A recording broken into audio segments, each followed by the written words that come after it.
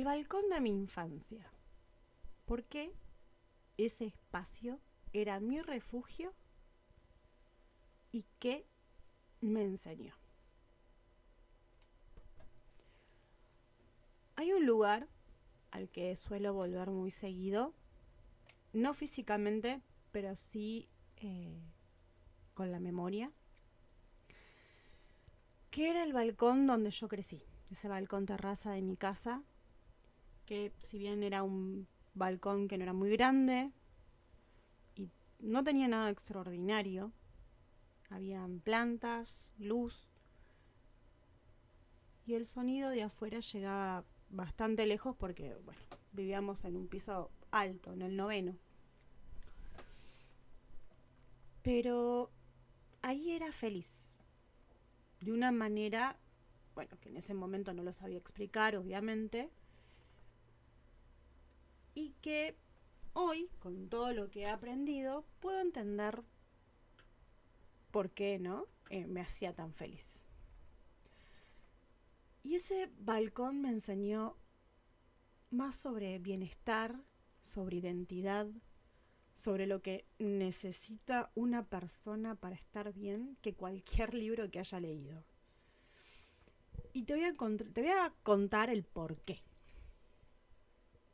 Venimos hablando de cómo los espacios afectan el sistema nervioso y al estado interno, ¿verdad? Y hoy vamos a hablar un poquito más del origen de todo esto. Al balcón de una nena uruguaya que creció en Argentina, que inventaba mundos y que sin saberlo estaba aprendiendo lo que su mente y su cuerpo necesitaban para poder existir bien.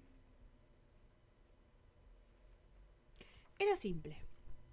Unas plantas, no muchas, luz natural, que la verdad entraba sin pedir permiso porque el balcón era el último piso, era todo a cielo abierto, entonces se veía enorme, completo, gigante.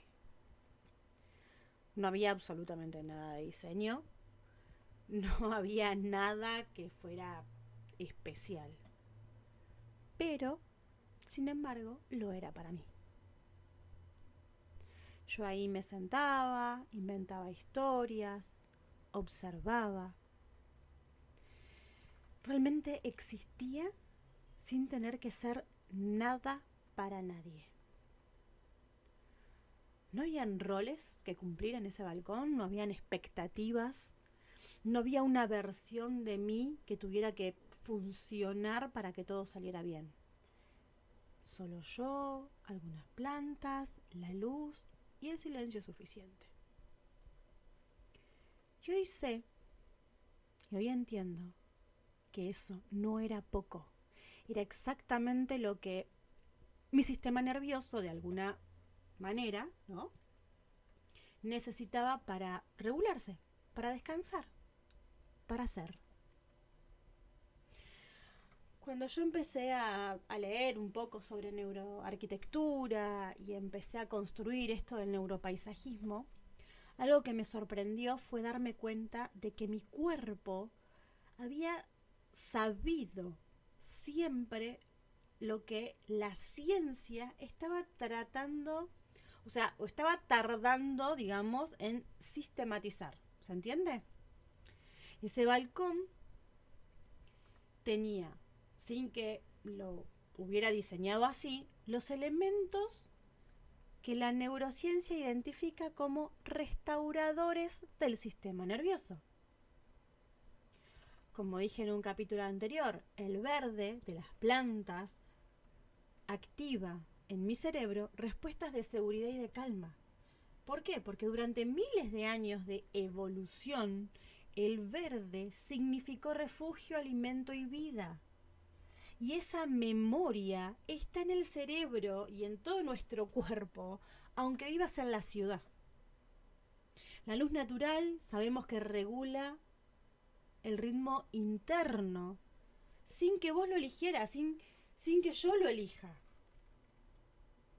Le decía a mi cuerpo qué momento del día era, cuándo activarse y cuándo soltar.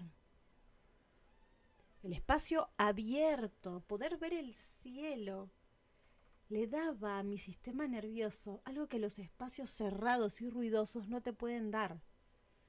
La sensación de que el entorno es seguro y manejable. Y algo más que quizás lo más importante, yo sentía que ese espacio era mío. Como tener ese espacio propio, un territorio que el cuerpo reconoce como seguro, como personal. Activa una respuesta de calma muy profunda. Es yo te diría, una de las necesidades más básicas del ser humano y una de realmente las más ignoradas. Ese balcón era mi territorio. Y, sin saberlo, era también mi salud. Yo recuerdo que siempre salía a ese balcón cuando algo me pasaba, cuando necesitaba regularme, por más que hiciera 1 grado bajo cero, yo salía, me ponía la campera, yo salía a ese balcón. Amaba estar en ese balcón. Y hoy me pongo a pensar y a recordar cómo yo me sentía ahí y era extraordinario. Pero de adulta, o no tan adulta, en algún momento, no puedo saber con exactitud cuándo, primero dejé de sentir ese lugar así, y después, cuando me fui, dejé de tener un lugar así. Fue bastante gradual, ¿no? Perdí ese espacio físico. Vivir en lugares donde no había un rincón que fuera mío de verdad, donde todo el espacio pertenecía a la vida de todos, menos a la mía. Perdí la costumbre, ¿no?, de buscar ese tipo de espacios, de crear lo que necesitaba, de sentir que merecía tenerlo. Me convencí, sin que nadie me lo dijera explícitamente, de que eso era un lujo, que primero estaban los demás y que mis necesidades podían esperar. Por eso a mí me cuesta tanto alquilar. Suena re loco, pero me cuesta muchísimo alquilar porque siento que no puedo terminar haciendo el hogar y haciendo lo mío porque sé que yo estoy en el lugar de otro. ¿Entienden? Por eso es la sensación de pertenencia, ¿no?, de seguridad, que el sistema nervioso a veces juega con nosotros.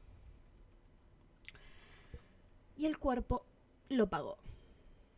El sistema nervioso lo pagó y la identidad lo pagó. Porque cuando vos no tenés un lugar donde simplemente ser, empezás a olvidar cómo se hace. Por eso yo entiendo que ese balcón de la infancia no era un recuerdo lindo y ya, sino que era como una brújula. Me estaba mostrando desde muy temprana edad qué es lo que necesitaba yo para estar bien. ¿Qué elementos tenía que estar presentes en mi vida para que mi sistema nervioso pudiera regularse? Para que mi identidad pudiera existir con raíces. Y cuando empecé a construir y a investigar y a estudiar sobre el neuropaisajismo, en realidad yo estaba haciendo algo muy personal. Estaba sistematizando lo que ese balcón me había enseñado para poder dárselo a otras personas. Porque sé en carne propia lo que cuesta vivir sin un espacio que te sostenga. Y sé también en carne propia lo que cambia cuando lo encontrás.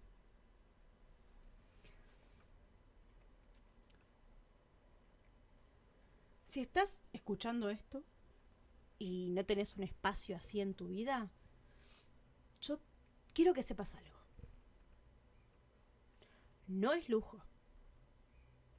No es algo para cuando tengas tiempo, o más dinero, o más energía.